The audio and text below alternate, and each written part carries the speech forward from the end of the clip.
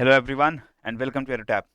Let us discuss a very important type of derivative product, that is forwards and future contracts. सबसे पहले let us talk about the forward contracts. Forward contracts एक तरीके के derivative instrument हैं जहां पर आपकी दो पार्टीज इन्वॉल्व होती हैं and this is a customized contract between these two parties to buy or sell an asset. One party will be buying, the other party will be selling the asset at a predetermined price on a future date. तो ये एक ऐसा contract है जिसमें एक party ये वादा करता है या ये पार्टी एग्रीमेंट करता है कि हम एक एसेट को सेल करेंगे फ्यूचर में at a fixed price, and the other party is making a agreement or a promise to buy that particular asset at that determined price in the future date. तो ये एक forward contract होता है, ठीक है, और ये एक पर्टिकुलर वैल्यू के ऊपर इनको साइन किया जाता है और ये किस दिन ये कॉन्ट्रैक्ट सेटल होगा यानी किस दिन ये ट्रांजैक्शन होगी वो चीज उस कॉन्ट्रैक्ट के अंदर ही लिखी होती है. Now this is a standardised customised contract between the two parties, यानी दोनों पार्टीज की अपनी अपनी जो रिक्वायरमेंट्स है उसके हिसाब से कॉन्ट्रैक्ट बनाया जाता है.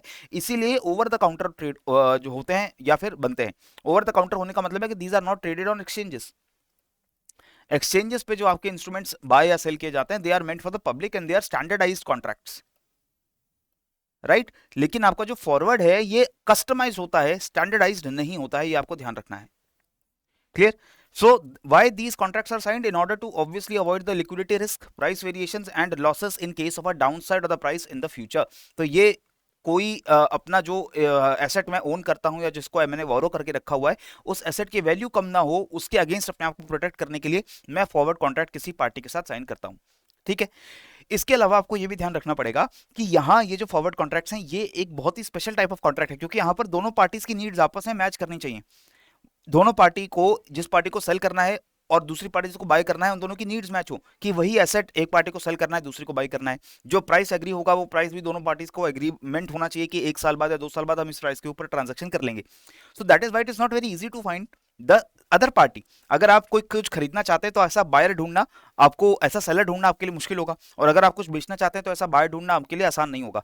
That is why these kinds of contracts they are not very common, but they are common amongst only a certain group of people, they are not common in the public. इसके अलावा ये जो contracts होते हैं ये भी risk हो सकता है कि कोई भी पार्टी अपने कॉन्ट्रैक्ट से डिफॉल्ट कर जाए.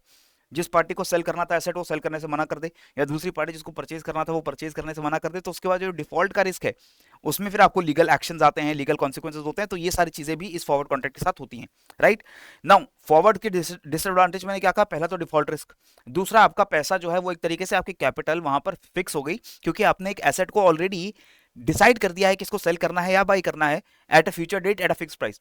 तो वो ऑलरेडी आपका पैसा जो है वो एक तरीके से वहां पर फिक्स हो चुका है. इसके बाद विलिंग पार्टी ढूंढना यहां पर मुश्किल है और ये मार्केट लिक्विड होगा बिकॉज ये एक स्टैंडर्डाइज कॉन्ट्रैक्ट नहीं है, ये कस्टमाइज कॉन्ट्रैक्ट होने की वजह से ओनली ओटीसी ट्रेड होता है ना कि एक्सचेंज के ऊपर ट्रेड होता है. क्लियर. इसको डिफिकल्ट होता है कैंसिल करना भी क्योंकि यहां पर ऑब्वियसली दोनों पार्टीज इन्वॉल्व है और कोई पार्टी अपने एग्रीमेंट से मुकरना नहीं चाहेगी और वो दूसरे को मुकरने देगी भी नहीं. क्लियर है. इसी तरीके से फॉरवर्ड का एक टाइप होता है फ्यूचर कॉन्ट्रैक्ट. फ्यूचर्स क्या है, मेन डिफरेंस क्या है कि फ्यूचर्स के अंदर भी वही बात हो रही है कि एक कमोडिटी को या एसेट को बाय या सेल करने का एग्रीमेंट है at a future date at a fix price. But now these contracts are standardised. ये स्टैंडर्डाइज कॉन्ट्रैक्ट है इसलिए एक्सचेंजेस के ऊपर ये ट्रेड हो सकते हैं और इसीलिए इनकी लिक्विडिटी ज्यादा होती है as compare to the forwards. तो फ्यूचर्स और फॉरवर्ड्स लगभग वो सेम काम कर रहे हैं. Only difference, the major difference is that forwards they are customised while futures are standardised. Forwards they can not be traded on exchanges while futures they can be traded on exchanges, right. किसी भी तरीके का जो भी future contract sign होगा क्योंकि standardise है, इसकी वैल्यू कैसे डिराइव होगी, एक तो अंडरलाइंग एसेट की क्या वैल्यू है उससे डिराइव होगा.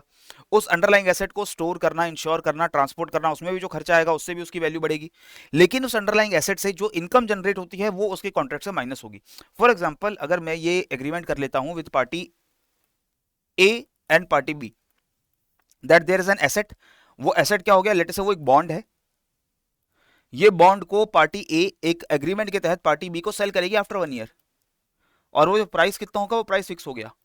अब ये प्राइस कैसे फिक्स होगा, पहले तो ये देखा जाएगा कि ये जो बॉन्ड है जिस दिन मैं एग्रीमेंट साइन कर रहा हूं उस दिन उस बॉन्ड का क्या प्राइस है. तो एक तो बॉन्ड का स्पॉट प्राइस, दूसरा इस बॉन्ड को कहीं अगर स्टोर करना पड़ा उसमें कुछ खर्चा आया, इसे कुछ इसमें कुछ इंश्योरेंस करनी पड़ी या इससे जुड़े कुछ टैक्स पे करने पड़े तो वो भी खर्चा आया, वो भी इस प्राइस के अंदर जुड़ेगा. लेकिन ये 1 साल तक बॉन्ड रहेगा किसके पास, this will remain with A.